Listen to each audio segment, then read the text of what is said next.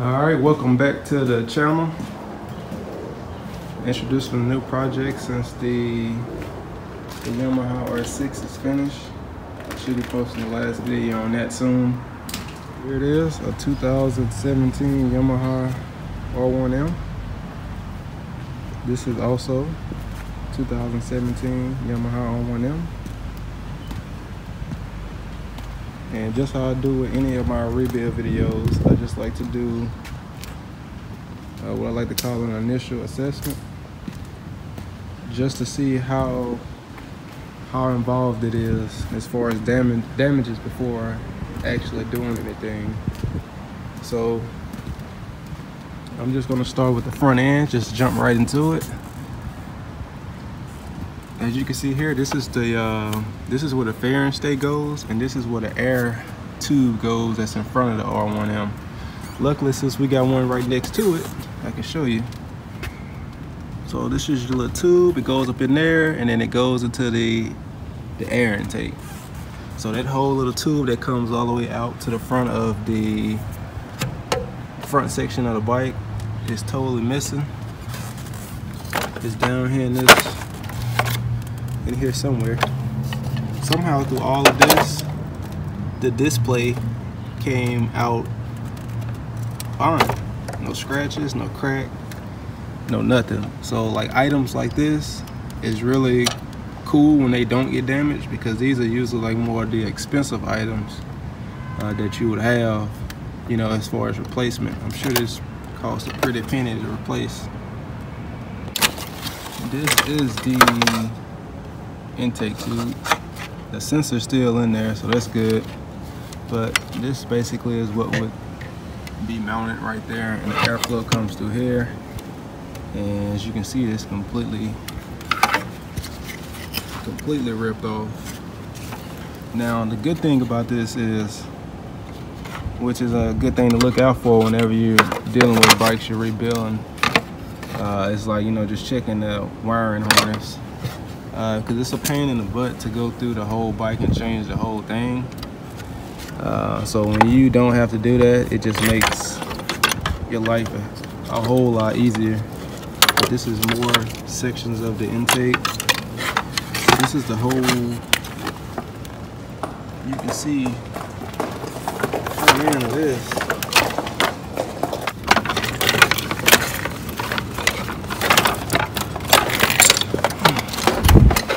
So as you can see, this is the whole front end. The headlight is fine. Actually, both headlights are fine. But this is the whole, basically everything that's in the front of the bike. It still all stayed attached.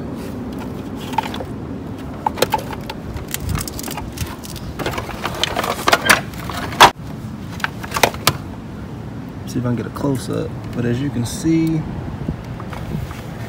carbon fiber fender is, or should I say fairing, is completely cut or ripped open. So I'm not gonna be able to do much with that. That's gonna have to be replaced.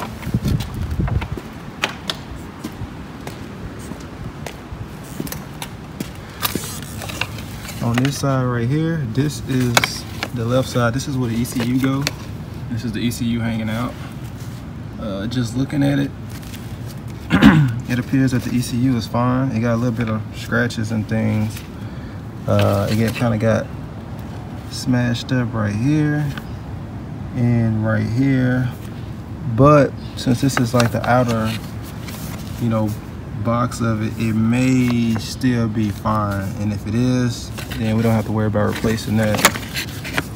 And obviously we're going to replace this whole, this attached to the frame. The frame is fine. We just have to replace this whole little side section here, the whole left fairing, and then this right here will be totally fine. Now, did have to temporarily put a bolt down here because the kickstand, one of the bolts came out, and the stand basically was barely hanging on. So that was like a temporary solution for that. But quick shift is fine. Nothing got bent. The casing right here got a little bit scuffed up, but that's not no concern. That can easily be replaced. Let's see what we got right here. Oh, this is the little rubber piece that goes into the intake tube in the front of the bike. So I'll put that over there. Let's move along. This right here got damaged. The rear one is fine back here. As you can see, this got scuffed up. This took a lot of the damage. So this right here got pretty much damaged. That's gonna need to be replaced. And it looks like this piece here, this section right here, you can see it's gonna have to get replaced.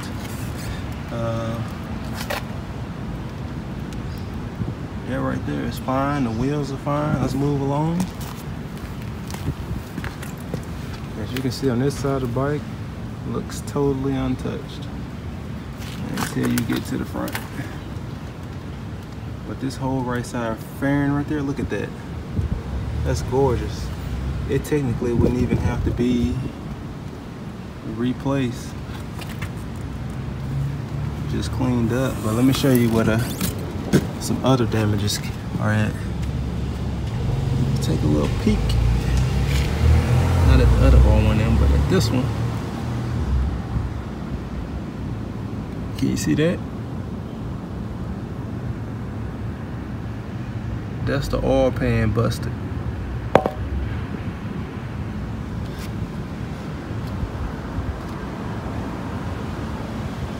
They need a new oil pan for sure, but look next to it. You see the exhaust? That's pretty much like pancaked. And this right here is a full titanium grade system. So this is like a, you know, one of their most expensive systems that they sell. And their header pipe, I don't know if you can really see it. I'm trying to show the top of it. Okay, yeah, there we go. That's a better view. But if you look and see, look at that. This like took a lot of the impact, which is how the oil pan got busted in the first place. But you can see that's the header. Comes down, then right up, and right after like the header meats start going towards the mid pipe, it got completely crushed. Now that's titanium, and since it's so crushed, I'm not even sure if it can be repaired or fixed. But I figured it'll be a cool project, so I'm gonna attempt to see if it can be fixed. I know with the titanium, it may have a tendency to crack when trying to put it back together, so we'll just we'll just see how that go. I actually just saw some other. If you can see right there, the radiator is kind of banged up too. It got like a little dent. But yeah, that's going to be the new project. Like I say, it's going to be replacing the R6. I finally got it done. And I'm going to get this done since the tubing and a few things like that is damaged. I'm going to do some upgrades to the air intake tube here. This is totally fine. Brake, triple tree, the clip-ons. Now I did notice here that the bar end came off and this got completely just ripped apart.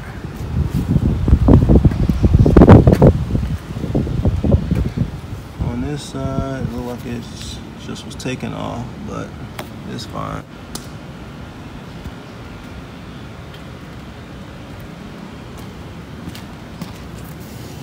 The front fender has a little, it got scratched all up at the top, and then there's like a slight hole right there, if you can see it. But the fender for the most part is still on there. So the damage is, I mean, just looking at it, you think, you know, like, wow, this is pretty jacked up, but really, it's not that bad at all. But my only major concern with this bike is the exhaust and the oil pan and getting all that situated. I was told the bike stopped running when it did happen.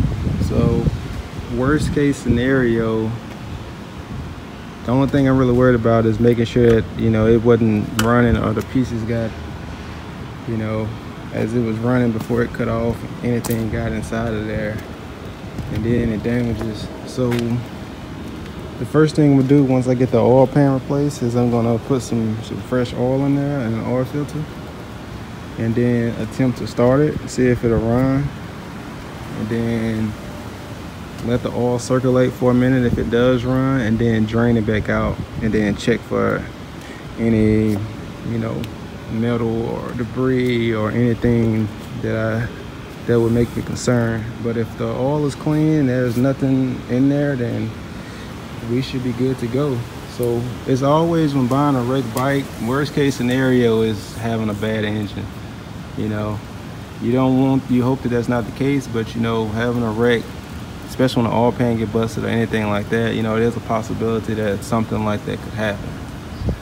So hopefully that's not the case, but we'll find out soon enough. On the next episode, what I'm going to do is I'm just basically going to take off all the damaged parts and get a further look at the damages, make sure I didn't miss anything, and then just start replacing the pieces. Most of the pieces have already been ordered, so this should be pretty straightforward. I just got to figure out a solution for that exhaust,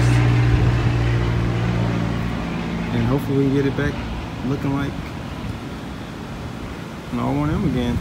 Put any comments in here that you guys